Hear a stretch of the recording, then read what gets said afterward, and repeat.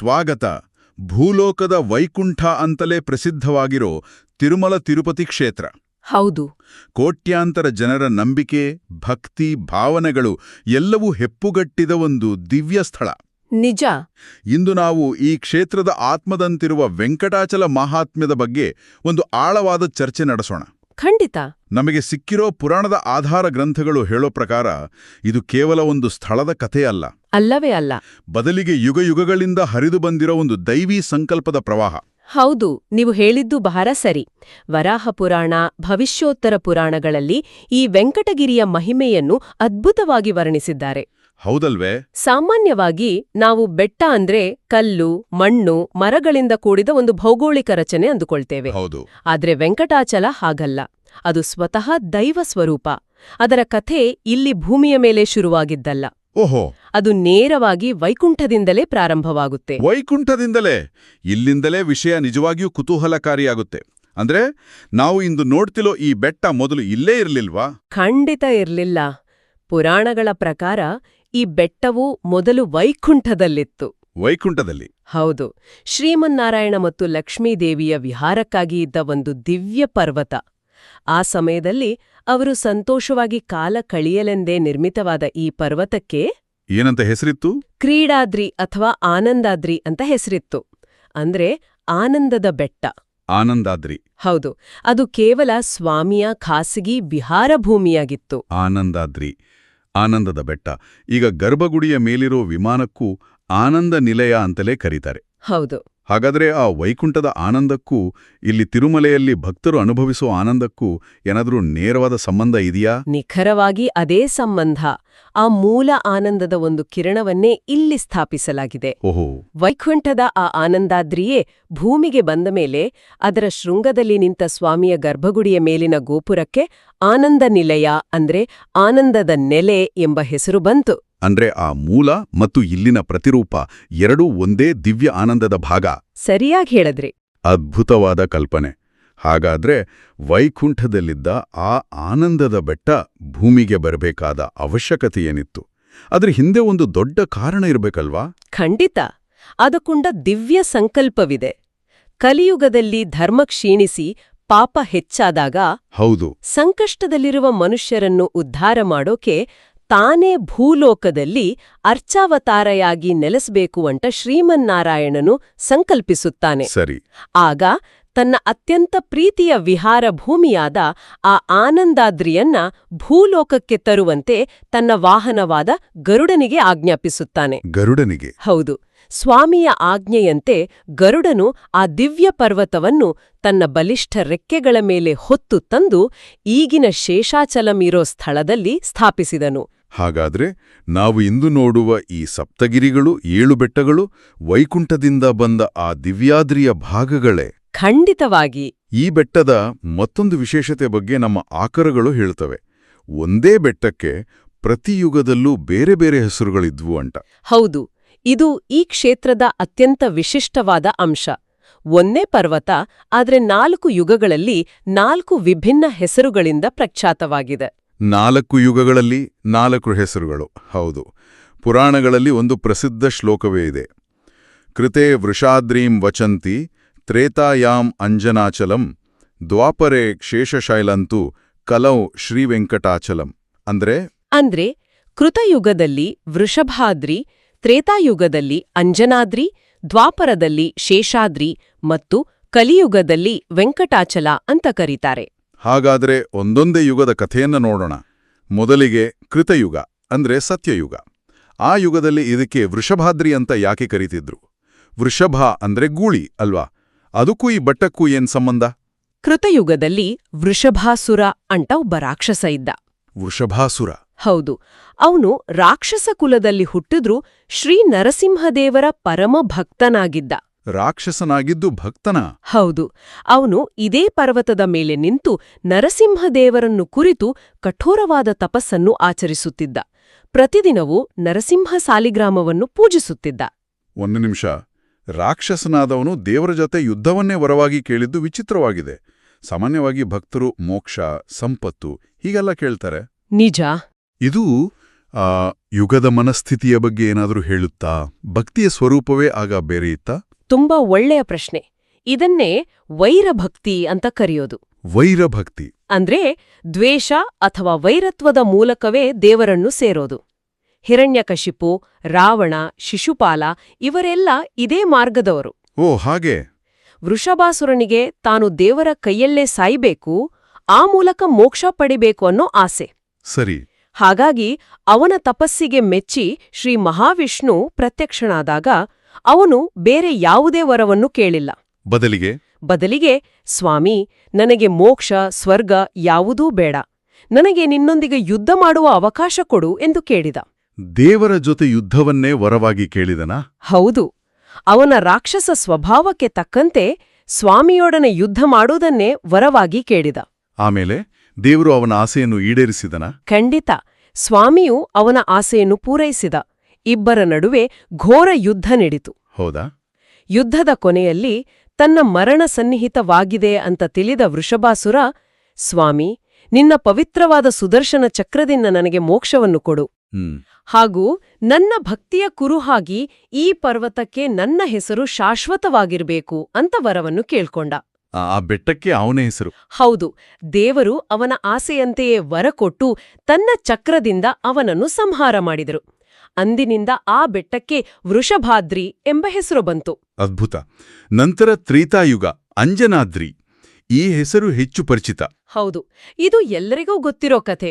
ತ್ರೇತಾಯುಗದಲ್ಲಿ ಅಂಜನಾದೇವಿಯು ಪುತ್ರ ಪ್ರಾಪ್ತಿಗಾಗಿ ಇದೇ ಪರ್ವತದ ಮೇಲೆ ತಪಸ್ಸು ಮಾಡಿದ್ರು. ಆಂಜನೇಯನಿಗಾಗಿ? ಹೌದು. ಅವರ ತಪಸ್ಸಿನ ಫಲವಾಗಿ ವಾಯುದೇವರ ಅನುಗ್ರಹದಿಂದ ಆಂಜನೇಯನು ಇಲ್ಲಿಯೇ ಜನಿಸಿದನು. ಈ ಕಾರಣದಿಂದ ಈ ಪರ್ವತಕ್ಕೆ ಅಂಜನಾದ್ರಿ ಎಂಬ ಹೆಸರು ಬಂತು. ಕೃತಯುಗದಲ್ಲಿ ರಾಕ್ಷಸನ ಭಕ್ತಿ, ತ್ರೇತಾಯುಗದಲ್ಲಿ ತಾಯಿಯ ತಪಸ್ಸು. ದ್ವಾಪರ ಯುಗಕ್ಕೆ ಬರುವಾಗ ಕಥೆಯ ಸ್ವರೂಪವೇ ಬದಲಾದಂತೆ ಕಾಣಿಸುತ್ತೆ. ಹೌದು. ಇಲ್ಲಿ ದೇವತೆಗಳೇ ಪಾತ್ರಧಾರಿಗಳಾಗ್ತಾರೆ. ಹೌದು. ಶೇಷಾದ್ರಿ ಅನ್ನೋ ಹೆಸರು ಇಂದಿಗೂ ಬಹಳ ಪ್ರಚಲಿತದಲ್ಲಿದೆ. ಇದರ ಹಿಂದಿನ ಕಥೆ ಏನು? ಹೌದು, ದ್ವಾಪರಯುಗದ ಕಥೆ ಬಹಳ ರೋಚಕವಾಗಿದೆ. ಒಮ್ಮೆ ವೈಕುಂಠದಲ್ಲಿ ಆದಿಶೇಷ ಮತ್ತು ವಾಯುದೇವರ ನಡುವೆ ಯಾರು ಹೆಚ್ಚು ಬಲಶಾಲಿ ಅನ್ನೋ ಬಗ್ಗೆ ಒಂದು ದೊಡ್ಡ ವಾಗ್ವಾದ ನಡೆಯುತ್ತೆ. ಆದಿಶೇಷ ಮತ್ತು ವಾಯುದೇವರ ನಡುವೆ? ಹೌದು. ಇಬ್ಬರೂ ತಮ್ಮ ತಮ್ಮ ಶಕ್ತಿಯ ಬಗ್ಗೆ ಅಹಂಕಾರದಿಂದ ಮಾತಾಡ್ಕೊಳ್ತಾರೆ. ದೇವತೆಗಳಲ್ಲೂ ಅಹಂಕಾರವೇ? ಇದು ಮನುಷ್ಯರಿಗೆ ಮಾತ್ರ ಸೀಮಿತ ಅಂದ್ಕೊಂಡಿದ್ದೆ. ಅವರ ಅಹಂಕಾರವನ್ನು ಮುರಿಯಲೆಂದೇ ವಿಷ್ಣುವು ಒಂದು ಪರೀಕ್ಷೆಯನ್ನು ಏರ್ಪಡಿಸ್ತಾನೆ. ಏನದು ಪರೀಕ್ಷೆ? ಆದಿಶೇಷನು ಆನಂದಾದ್ರಿಯನ್ನು ತನ್ನ 1000 ಹೆಡೆಗಳಿಂದ ಸಂಪೂರ್ಣವಾಗಿ ಸುತ್ತುವರಿದು ಬಿಗಿಯಾಗಿ ಹಿಡಿದುಕೊಳ್ಬೇಕು. ವಾಯುದೇವರು ತಮ್ಮ ಸಂಪೂರ್ಣ ಬಲವನ್ನು ಉಪಯೋಗಿಸಿ ಆ ಪರ್ವತವನ್ನು ಕಿತ್ತೊಗೆಯಬೇಕು. ಒಂಥರ ಹಗ್ಗಜಗ್ಗಾಟದ ಹಾಗೆ? ಹೌದು. ಯಾರು ಗೆಲ್ಲುತ್ತಾರೋ ಅವರೇ ಶ್ರೇಷ್ಠ. ಕೇಳೋದಕ್ಕೆ ರೋಮಾಂಚನವಾಗ್ತಿದೆ. ನಂತರ ಏನಾಯ್ತು? ಇಬ್ಬರ ನಡುವೆ ಭೀಕರವಾದ ಹೋರಾಟವೇ ನಡೀತು. ಆದಿಶೇಷನು ತನ್ನ 1000 ಹೆಡೆಗಳಿಂದ ಪರ್ವತವನ್ನು ಬಂಧಿಸಿದ. ವಾಯುದೇವರು ಪ್ರಚಂಡ ಬಿರುಗಾಳಿಯನ್ನು ಸೃಷ್ಟಿಸಿದ್ರು. ಲೋಕಗಡೆ ತಲ್ಲಣಿಸುವಷ್ಟು ರಭಸವಾಗಿ ಗಾಳಿ ಬೀಸಿತು. ಆದರೂ ಆದಿಶೇಷ ಬಿಟ್ಟುಕೊಡ್ಲಿಲ್ಲ. ಓಹೋ. ಕೊನೆಗೆ ಬ್ರಹ್ಮಾದಿಗಳು ಮಧ್ಯಪ್ರವೇಶಿಸಿ ಆದಿಶೇಷನಿಗೆ 1 ಹೆಡೆಯನ್ನು ಸ್ವಲ್ಪ ಸಡಿಲಿಸಲು ಹೇಳ್ತಾರೆ. ಸರಿ. ಅವನು ಹಾಗೆ ಮಾಡಿದ ತಕ್ಷಣ ವಾಯುವಿನ ರಭಸಕ್ಕೆ ಆದಿಶೇಷನು ಹಿಡಿದಿದ್ದ ಆನಂದಾದ್ರಿಯ ಒಂದು ದೊಡ್ಡ ಶಿಖರವು ಹಾರಿ ಬಂದು ಎಲ್ಲಿಗೆ? ಭೂಲೋಕದಲ್ಲಿ ಸ್ವರ್ಣಮುಖಿ ನದಿಯ ತಟದಲ್ಲಿ ನೆಲೆಸಿತು.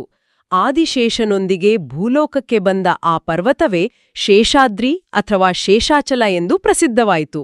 ಹಾಗಾದ್ರೆ ಶೇಷ ಮತ್ತು ವಾಯುವಿನ ಅಹಂಕಾರದ ಫಲವಾಗಿ ಆ ಬೆಟ್ಟ ಭೂಮಿಗೆ ಬಂತು ಅನ್ನೋದು ಕೇವಲ ಕಥೆಯಲ್ಲ, ಅದೊಂದು ರೂಪಕ. ನಿಜ. ದೈವಿಕ ಶಕ್ತಿಗಳು ಭೂಮಿಗೆ ಬರಲು ಒಂದು ಕಾರಣ ಬೇಕಾಗುತ್ತೆ. ಅದು ಕೆಲವೊಮ್ಮೆ ಅವರೊಳಗಿನ ಸಂಘರ್ಷವೂ ಆಗಿರಬಹುದು. ಇದು ನಿಜಕ್ಕೂ ಆಸಕ್ತಿದಾಯಕ. ಅದಕ್ಕಾಗಿಯೇ ಇಂದಿಗೂ ಬೆಟ್ಟದ ಆಕಾರವನ್ನು ಹಾವಿಗೆ ಹೋಲಿಸ್ತಾರ? ನಿಖರವಾಗಿ. ಇಂದಿಗೂ ಆ ಬೆಟ್ಟವನ್ನು ಆದಿಶೇಷನ ಸ್ವರೂಪವೆಂದೇ ಭಾವಿಸಲಾಗುತ್ತೆ. ಹೌದಾ? ಆ ಬೆಟ್ಟದ 7 ಶಿಖರಗಳನ್ನ ಆದಿಶೇಷನ 7 ಹೆಡೆಗಳೆಂದು ಪರಿಗಣಿಸ್ತಾರೆ. ಅಷ್ಟೇ ಅಲ್ಲ, ಒಂದು ನಂಬಿಕೆಯ ಪ್ರಕಾರ ಶೇಷನ ಬಾಲದ ಭಾಗವು ಶ್ರೀಶೈಲ, ಬೆನ್ನಿನ ಭಾಗ ಅಹೋಬಿಲ, ಮುಖವು ಶ್ರೀಕಾಳಹಸ್ತಿ ಮತ್ತು ಹೆಡೆಯ ಭಾಗವೇ ತಿರುಮಲೆಯಾಗಿದೆ. ಅಂದ್ರೆ ಆ ಹೆಡೆಯ ಮೇಲೆಯೇ ಸ್ವಾಮಿಯ ಆನಂದ ನಿಲಯ ಇರೋದು? ಹೌದು. ಹೀಗೆ ಇಡೀ ಪರ್ವತವೇ ಆದಿಶೇಷನ ಸಾಕಾರ ರೂಪವಾಗಿದೆ. ಕೃತಯುಗ, ತ್ರೇತಾಯುಗ, ದ್ವಾಪರ ಯುಗ ಮುಗಿದು ಈಗ ಕಲಿಯುಗಕ್ಕೆ ಬರೋಣ. ನಮ್ಮ ಯುಗದಲ್ಲಿ ಈ ಬೆಟ್ಟದ ಹೆಸರು ವೆಂಕಟಾಚಲ. ಹೌದು. ಈ ಹೆಸರಿನ ಅರ್ಥ ಮತ್ತು ಮಹತ್ವವೇನು? ಯಾಕಂದ್ರೆ ಈ ಹೆಸರೇ ಅತ್ಯಂತ ಹೆಚ್ಚು ಪ್ರಚಲಿತದಲ್ಲಿರೋದು. ಹೌದು, ಇದರ ಅರ್ಥದಲ್ಲೇ ಈ ಕ್ಷೇತ್ರದ ಸಂಪೂರ್ಣ ಮಹಿಮೆ ಅಡಗಿದೆ. ಇದೊಂದು ಸಂಸ್ಕೃತ ಪದ. ವೇಮ್ ಅಂದ್ರೆ ಪಾಪ, ವೇಮ್ ಪಾಪ, ಕಟ ಅಂದ್ರೆ ನಾಶ ಮಾಡುವುದು ಅಥವಾ ಸುಡುವುದು, ಅಚಲ ಅಂದ್ರೆ ಪರ್ವತ. ಸರಿ. ಹಾಗಾಗಿ ವೆಂಕಟಾಚಲ ಅಂದ್ರೆ ಯಾವ ಬೆಟ್ಟದ ಮೇಲೆ ಕಾಲಿಟ್ಟರೆ ಅಥವಾ ಅದನ್ನು ಸ್ಪರ್ಶಿಸಿದರೆ ಮಾತ್ರದಿಂದಲೇ ಜನ್ಮ ಜನ್ಮಾಂತರದ ಸಕಲ ಪಾಪಗಳು ಬೆಂಕಿಯಲ್ಲಿ ಸುಟ್ಟಂತೆ ಬೂದಿಯಾಗುತ್ತವೆಯೋ ಅದೇ ವೆಂಕಟಾಚಲ. ಪಾಪಗಳನ್ನು ಸುಟ್ಟು ಹಾಕುವ ಬೆಟ್ಟ ಕೇಳಲಿಕ್ಕೆ ರೋಮಾಂಚನವಾಗುತ್ತೆ. ಪುರಾಣಗಳಲ್ಲಿ ಇದಕ್ಕೆ ಕೊಯ್ ನಿದರ್ಶನ ಇದೆಯಾ? ಈ ಹೆಸರಿನ ಶಕ್ತಿಯನ್ನು ತೋರಿಸುವಂತಹ ಕಥೆ ಏನಾದರೂ ಇದೆಯಾ? ಖಂಡಿತ. ಭವಿಷ್ಯೋತ್ತರ ಪುರಾಣದಲ್ಲಿ ಮಾಧವ ಎಂಬ ಬ್ರಾಹ್ಮಣನ ಕಥೆ ಬರುತ್ತೆ. ಮಾಧವ? ಹೌದು. ಅವನು ಅತ್ಯಂತ ಪವಿತ್ರವಾದ ಯಾಗಯಜ್ಞಗಳನ್ನು ಮಾಡುವ ಸೋಮಯಾಜಿ ಕುಟುಂಬದಲ್ಲಿ ಹುಟ್ಟಿದವನು. ಆದ್ರೆ ದುಷ್ಟರ ಸಹವಾಸದಿಂದ ದಾರಿ ತಪ್ಪಿ ಮಾಡಬಾರ್ದ ಪಾಪಕೃತ್ಯಗಳನ್ನೆಲ್ಲ ಮಾಡಿ ಪಾಪದ ಕೂಪದಲ್ಲಿ ಮುಳುಗಿರ್ತಾನೆ. ಅಂತಹ ಪಾಪಿಯೂ ಉದ್ಧಾರವಾದನ? ಹೌದು, ಅದೇ ಈ ಕ್ಷೇತ್ರದ ಮಹಿಮೆ. ಅವನು ತನ್ನದೆಲ್ಲವನ್ನೂ ಕಳೆದುಕೊಂಡು ದೇಶದಿಂದ ದೇಶಕ್ಕೆ ಅಲೆಯುತ್ತಾ ಆಕ್ಸಿಡೆಂಟಲಿ ರಾಜನೊಬ್ಬನ ಪರಿವಾರದೊಂದಿಗೆ ವೆಂಕಟಾಚಲದ ಕಡೆಗೆ ಬರ್ತಾನೆ. ಆಕಸ್ಮಿಕವಾಗಿ? ಹೌದು. ಅಲ್ಲಿ ಮೊದಲು ಏನು ತಿಳಿಯದೆ ಬೆಟ್ಟದ ತಪ್ಪಲಿನಲ್ಲಿರೋ ಕಪಿಲ ತೀರ್ಥದಲ್ಲಿ ಸ್ನಾನ ಮಾಡ್ತಾನೆ. ಹಾಗೆ ಸ್ನಾನ ಮಾಡಿದ ಮಾತ್ರದಿಂದಲೇ ಅವನು ಪಿತೃಗಳಿಗೆ ಮಾಡಬೇಕಾದ ಕರ್ಮಗಳನ್ನು ಮಾಡದೇ ಇದ್ದ ಪಾಪದಿಂದ ಮುಕ್ತನಾಗ್ತಾನೆ. ಅವನ ಅರಿವಿಗೆ ಬಾರದೆ ಅವನ ಪಾಪಗಳು ಕಳೆಯಲು ಶುರುವಾದವು. ಹೌದು. ನಂತರ ಅವನ ಮನಸ್ಸಿನಲ್ಲಿ ಬೆಟ್ಟ ಹತ್ತಬೇಕೆಂಬ ಒಂದು ತೀವ್ರವಾದ ಪ್ರಚೋದನೆ, ಒಂದು ಬಲವಾದ ಸೆಳೆತ ಉಂಟಾಗುತ್ತೆ. ಅದಕ್ಕೆ ವಶನಾಗಿ ಅವನು ಬೆಟ್ಟ ಹತ್ತಲು ಪ್ರಾರಂಭಿಸ್ತಾನೆ. ಅವನು ಆ ವೆಂಕಟಾಚಲದ ಮೇಲೆ ತನ್ನ ಮೊದಲ ಹೆಜ್ಜೆಯನ್ನು ಇಟ್ಟ ಕ್ಷಣವೇ ಏನಾಯಿತು? ಅವನ ಜನ್ಮ ಜನ್ಮಾಂತರದ ಪಾಪರಾಶಿಯೆಲ್ಲವೂ ಅಗ್ನಿಯಲ್ಲಿ ಸುಟ್ಟ ಹತ್ತಿಯಂತೆ ಭಸ್ಮವಾಗಿ ಹೋಗುತ್ತೆ. ಅದ್ಭುತ. ಆಗ ಆಕಾಶದಿಂದ ದೇವತೆಗಳು ಪ್ರತ್ಯಕ್ಷರಾಗಿ ಪುಷ್ಪವೃಷ್ಟಿಗೈದು, ಮಾಧವ, ನೀನು ಪಾಪಮುಕ್ತನಾದೆ ಅಂತ ಹೇಳ್ತಾರೆ. ನಿನ್ನ ಪುಣ್ಯದ ಫಲವಾಗಿ ನೀನು ಮುಂದಿನ ಜನ್ಮದಲ್ಲಿ ಆಕಾಶರಾಜನಾಗಿ ಹುಟ್ಟಿ ಸಾಕ್ಷಾತ್ ಲಕ್ಷ್ಮಿಯ ಅವತಾರವಾದ ಪದ್ಮಾವತಿಯನ್ನು ನಿನ್ನ ಮಗಳಾಗಿ ಪಡೆಯುವೆ. ಆಕೆಯನ್ನು ಶ್ರೀನಿವಾಸನಿಗೆ ಕೊಟ್ಟು ಮದುವೆ ಮಾಡುವ ಮಹಾಸೌಭಾಗ್ಯ ನಿನ್ನದಾಗ್ತದೆ ಎಂದು ಹರಿಸ್ತಾರೆ. ಅಂದ್ರೆ ಈ ಕಥೆ ವೆಂಕಟಾಚಲ ಅನ್ನೋ ಹೆಸರಿನ ಶಕ್ತಿಯನ್ನ ಪರಿಪೂರ್ಣವಾಗಿ ವಿವರಿಸುತ್ತೆ. ಖಂಡಿತವಾಗಿ. ಅದ್ಭುತ. ಅಂದ್ರೆ ಕೇವಲ ಬೆಟ್ಟವನ್ನ ಹತ್ತಿದ್ರಿಂದಲೇ ಅವನು ಮುಂದಿನ ಜನ್ಮದಲ್ಲಿ ಭಗವಂತನ ಮಾವನಾಗೂ ಯೋಗ್ಯತೆ ಪಡೆದ. ಹೌದು. ಹಾಗಾದ್ರೆ ಇದರ ಒಟ್ಟಾರೆ ಅರ್ಥವೇನು?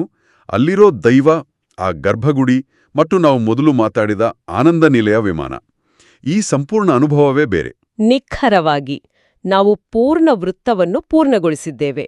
ವೈಕುಂಠದ ಆನಂದಾದ್ರಿಯಿಂದ ಶುರುವಾಗಿ, ಹೌದು, ಕಲಿಯುಗದಲ್ಲಿ ಪಾಪಗಳನ್ನು ನಾಶ ಮಾಡಿ ಕೊನೆಗೆ ಭಕ್ತರಿಗೆ ಸಿಗೋದು ಆನಂದ ನಿಲಯದಲ್ಲಿನ ಆನಂದದ ಅನುಭೂತಿ.